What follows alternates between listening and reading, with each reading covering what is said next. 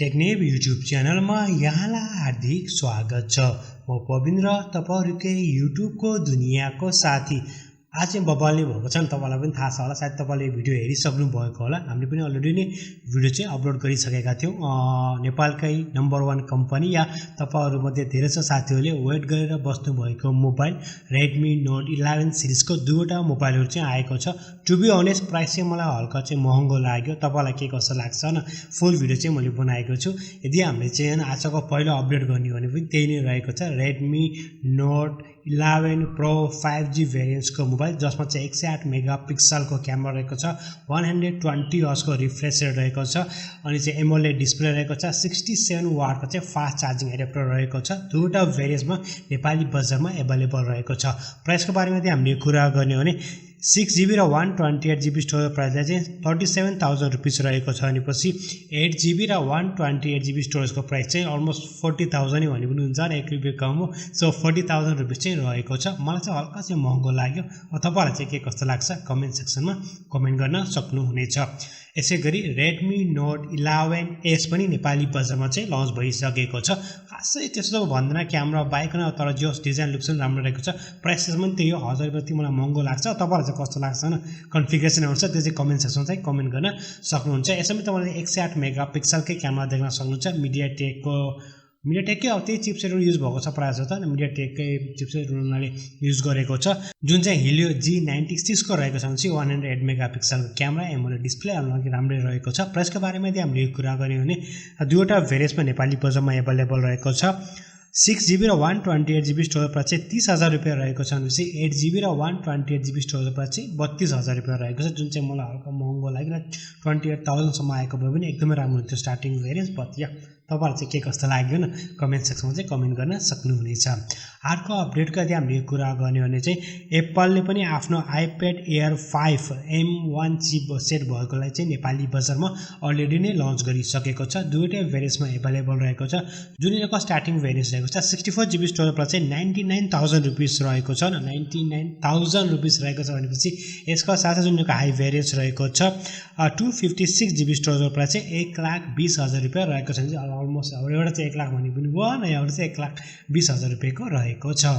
अर्को अपडेटको बारेमा यदि हामीले कुरा गर्ने हो भने चाहिँ Oneplus को चाहिँ एउटा चाहिँ टिभी चाहिँ नेपाली बजारमा लन्च भइसकेको छ। ठिकै छ, राम्रै छ। यो प्राइस चाहिँ हल्का महँगो, नेपालमा ट्याक्स के गर्दाखेरि, बट एउटा चाहिँ 43 इन्चको चाहिँ आएको छ र अलमोस्ट तपाईहरुले केही डिस्काउन्ट पनि पाउनुहुन्छ। 14,000 सम्मको डिस्काउन्ट पाउनुहुन्छ। एक्चुअली यसको प्राइस चाहिँ 70,000 रहेको छ, 69,990 रुपैयाँ, तर चाहिँ अहिले चाहिँ 55,990 मा चाहिँ यो टिभीलाई चाहिँ बेचिरहेको छ। तपाईले सजिलो तरिकाले अफलाइन तथा अनलाइन मार्केटमा यो टिभीलाई पनि पर्चेस गर्न सक्नुहुनेछ।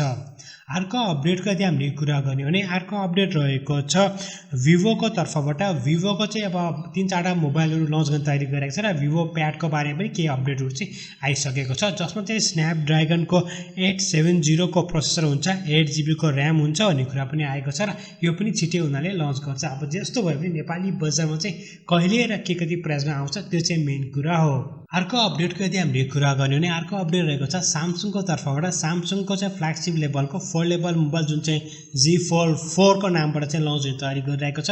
यसमा चाहिँ सिंगल हिन्च हुन्छ भन्ने कुरा पनि आएको छ र जुन चाहिँ तपाईले फोल्ड गर्दै चाहिँ एकदमै राम्रो चाहिँ यसको चाहिँ जुन राम्रो स्ट्रेन्थहरु चाहिँ एकदमै राम्रो हुन्छ भन्ने कुरा पनि आएको छ। ड्युरेबल त हुने नै भयो, अब सिंगल हिन्चको चाहिँ हुन्छ भन्ने कुरा पनि आएको छ। लेट्स सी हेरौँ चाहिँ के कस्तो चाहिँ टेक्नोलोजी चाहिँ उले चाहिँ लिएर आउँछ। अर्को अपडेटको यदि हामीले कुरा गर्ने हो भने अर्को अपडेट रहेको छ Redmi को तर्फबाट, Xiaomi को तर्फबाट भने पनि Redmi ले आफ्नो चाहिँ 100 इन्चको टेलिभिजनलाई चाइनिज बजारमा चाहिँ लन्च गरिसकेको छ। यहाँ बबल रहेको छ, प्राइस पनि बबल नै रहेको छ। प्राइस पनि यदि हामीले कुरा गर्ने हो भने $3,140 को रहेको छ। सो तपाईले त्यही कुरा बुझ्नुस्, यसको प्राइस चाहिँ नेपाली बजारमा चाहिँ के कति हुन्छ र बाकी अरु टिभीहरु चाहिँ नेपाली बजारमा चाहिँ उनीहरूले लन्च गर्यो भने एकदमै राम्रो हुन्थ्यो। अर्को अपडेटको यदि हामीले कुरा गर्ने हो भने गेमको बारेमा रहेको छ। स्पेशल चाहिँ गेमको बारेमा चाहिँ एकदमै बबल चाहिँ न्यूज रहेको छ। अब चाहिँ आउने गेमहरु हामी चाहिँ बबल देख्ने छौं। इपिकले पनि आफ्नो चाहिँ रियल इन्जिन 5 लाई चाहिँ अलरेडी नै अनाउन्स गरिसकेको छ। यसको साथसाथ ठुलो कम्पनीहरुले जस्तै माइक्रोसफ्टले आफ्नो चाहिँ आउन लागेको गेमहरूलाई पनि रियल इन्जिन 5 मा ल्याउने तयारी गरिरहेको छ, जसको मजाले गर्दाखेरि फिल्मको टाइममा हुन्छ गेमहरू चाहिँ मुभी जस्तै तपाईँ चाहिँ देख्न सक्नुहुन्छ। यसको चाहिँ पहिला पनि हामीले देखिसकेको म्याट्रिक्स देखाएको थियो उनीहरूले भनेपछि यसको साथ सिडी प्रोजेक्ट जसले चाहिँ साइबर पङ्क बनाएको थियो त्यो गेम हुँदै मलाई हाँस लाग्छ। त्यो राम्रो गेम हो, जस्तो राम्रो 2077 गेम राम्रो छ।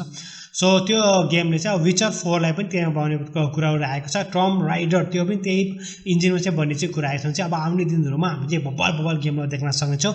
यसको साथसाथ रकस्टारको तर्फबाट पनि बबल एउटा अपडेट रहेको छ, जुन चाहिँ GTA 5 मा चाहिँ तीनवटा क्यारेक्टरहरू थियो नि, क्यारेक्टरहरू थियो नि। सो अहिले चाहिँ तपाईँहरूले यसमा चाहिँ 2वटा क्यारेक्टर देख्न सक्नुहुन्छ, तिनीहरूको रिलेसन चाहिँ हुन्छ भनेको छ। अब ब्रदर र सिस्टरको चाहिँ रिलेसन हुन्छ भन्ने कुरा पनि आएको छ। एउटा फिमेल हुन्छ र एउटा चाहिँ मेल हुन्छ भन्ने कुरा पनि आएको छ। यो त अब नर्मल, बट अर्को अपडेट चाहिँ बबल रहेको छ।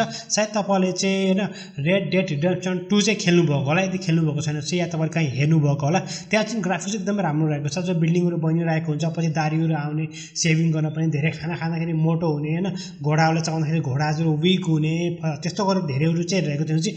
अब चाहिँ GTA 6 मा चाहिँ यो भन्दा पनि हामीले बबाल देख्छौँ भन्ने कुरा पनि आएको छ। जस्तै बिल्डिङहरू कहीँ टुट्छ, त्यो टुटेर अनि चाहिँ जङ लाग्ने त्यस्तो खालको हुन्छ।